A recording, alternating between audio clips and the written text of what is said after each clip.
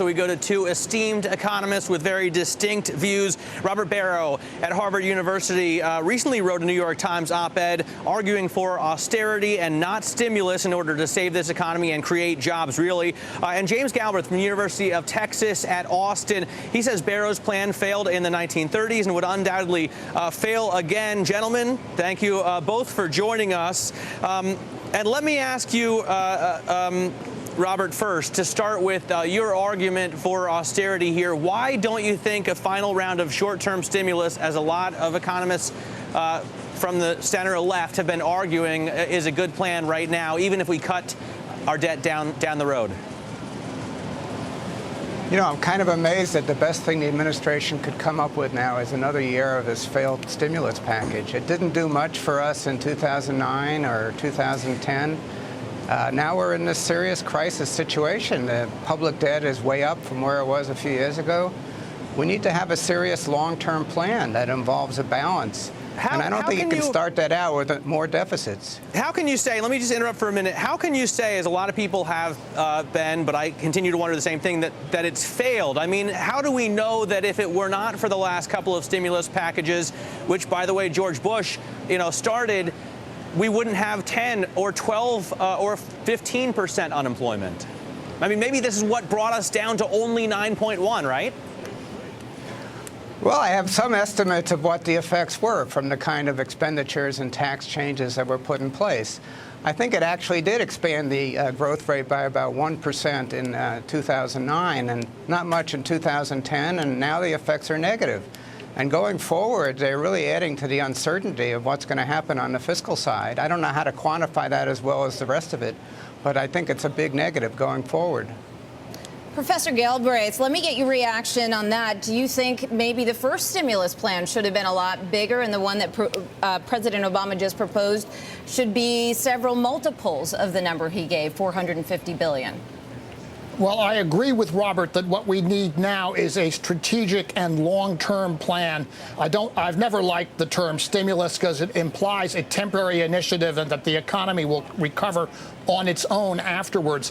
Where we disagree is that I think a strategic, serious plan will continue to cost a large amount of money, and that the public sector has a very important role to play. So yes, we need certainty, we need direction, we need something of the kind of thing that the infrastructure bank is designed to do, something that will set a direction and give the private sector the signals it needs to motivate investment. But I think to say that we're going to do this and at the same time cut back public spending, cut back Social Security and Medicare, and avoid major harm, to me is misleading. Those cutbacks will hurt. They will slow the economy. They will make the deficit worse because tax revenues will fall. Hang on, don't you want to, though, put into place long-term, maybe even permanent, whatever that means in Washington speak, tax policy and regulatory policy in order to push long-term investment? I mean, don't you need to cut corporate income taxes, cut taxes maybe on dividends and capital gains, and put in regulations that maybe make sense as opposed to Dodd-Frank?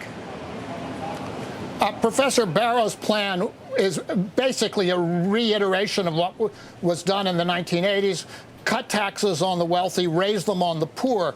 I don't think that will work. If you put in a very large sales tax on private consumption, businesses would see that as a deterrent to their markets, and their investment plans would not improve. So the issue is not uncertainty. The issue is the prospects for stable growth of markets, and that is something where you need to be looking at what households are capable of doing.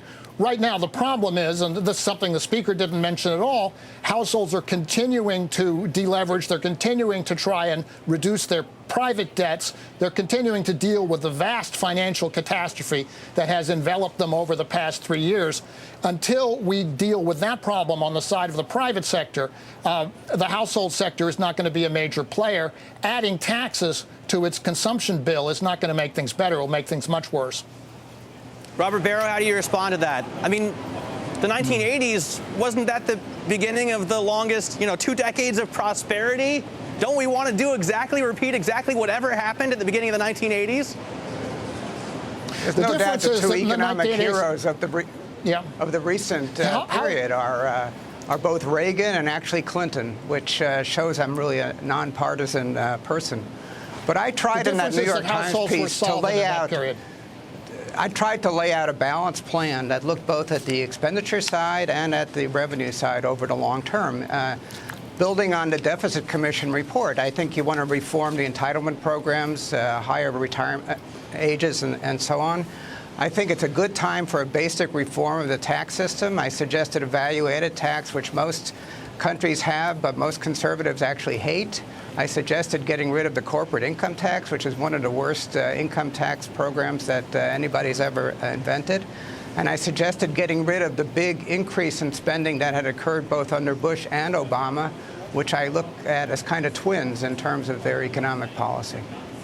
Let me just bring in Robert Barro, your fix to the economy. We prepared a little graphic here, which includes your 6 steps. 3 of them, by the way, from the Simpson Bowl. Speaking of nonpartisan, a plan that a lot of people think we maybe should have moved forward with to avoid all of the nonsense that's happened in Washington over the last few months. Reverse spending increases, introduce consumption tax, which we heard James Galbraith reply to that, abolish corporate taxes.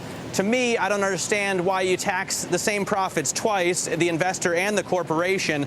And then you say reform Social Security and Medicare, phase out tax expenditures, and lower marginal income tax rates. James Galbraith, you agree with some of that, but the problem, you think, is the tax on the poor, which would be the consumption tax there, and I'm guessing you have a problem with abolishing corporate taxes as well.